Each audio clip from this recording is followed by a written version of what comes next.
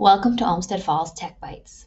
Today, we will be taking a look at how to navigate Google Classroom as a parent. Let's get started. Before we take a look at the Google Classroom platform, I wanted to introduce you to a wonderful tool that Google Classroom provides, which is the Guardian Summary. The Guardian Summary is going to send you a weekly update on missing and upcoming work, as well as teacher posts.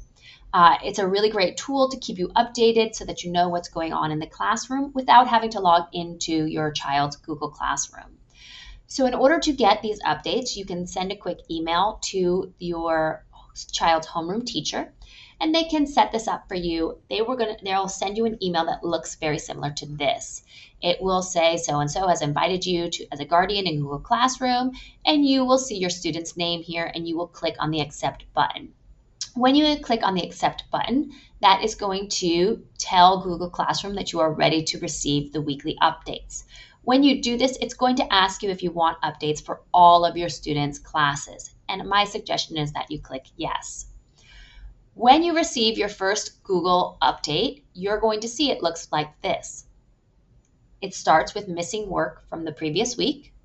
It starts with work that is due next week, and then it talks about the class activities from each of your classes from the week before.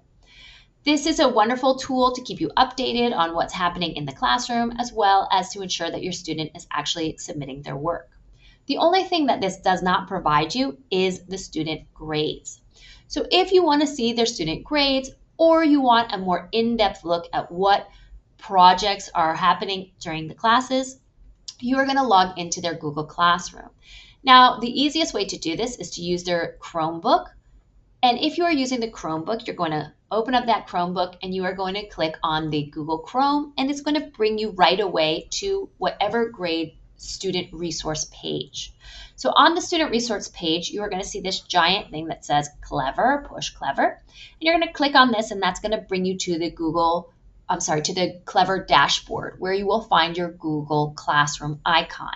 When you click on it, it'll sign you right into their Google Classroom, and you can start looking at their assignments. However, if you are on your home computer, you're going to have to access a different way. So you're going to go to Google Chrome, and you're going to log in your child to their Google account. And then from there, you're going to click on the Google Apps, which is the square of the dots. Once you do so, you're going to scroll down and you are going to see the Google Classroom. When I click on Google Classroom, it's going to bring me right to my home page of the Google Classroom. This is going to list all of my classes here, and I am going to just start off by clicking on the World History icon. So when I do so, it's going to bring you to the Stream page. The Stream page has a lot of wonderful information from the teacher. It has announcements. It's often, giving pertinent information. It's a great way for students to respond. So you're going to see a lot of chats here on the stream. You may also see, if the teacher has chosen, you may also see the assignments listed in the stream as well. You're also going to see upcoming assignments. Anything that's coming up soon is going to be listed here. But really the best way to see your students' assignments is to go to the Classwork tab. Now, under the Classwork tab, there's usually some categories that the teacher has created, and you're going to see all of the assignments that your student has been assigned. Now, you're going to see two different colors. The gray, if the item is grayed out, that means the student has already submitted the assignment. So if I look at this assignment, you can see that it's already been graded. If I wanted to view it, I could see what the question was, and you can see that the student got 100 on this, and there's also a comment from the teacher. That is a completed assignment, okay? Now, if I want to go back, I can just click on the World History or use the back button. And you'll see that I'm back in my Classwork tab, and here is my second assignment, which is in orange, or it's going to be in a bright color. That means if it has a bright color next to it, that the assignment is not complete. I can click on that assignment to see when it was assigned, and also to get a little bit more information about what the assignment is.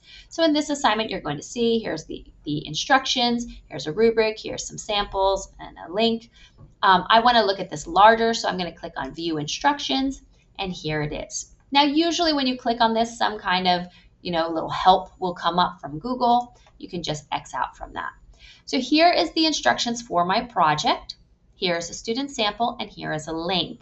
Down below is the rubric. This is showing exactly how the student is going to be graded on this assignment. Now, for this particular assignment, it is stating that you're going to use Adobe Express to complete it. That is why there's a link here. You'll click on the link and you'll do the assignment, and then you'll attach it here. In order to attach an assignment, you're going to go to Add or Create. So if I was going to attach a link to my Adobe Express assignment, I could use the link button. If I had a downloaded file on my computer, I would use the file.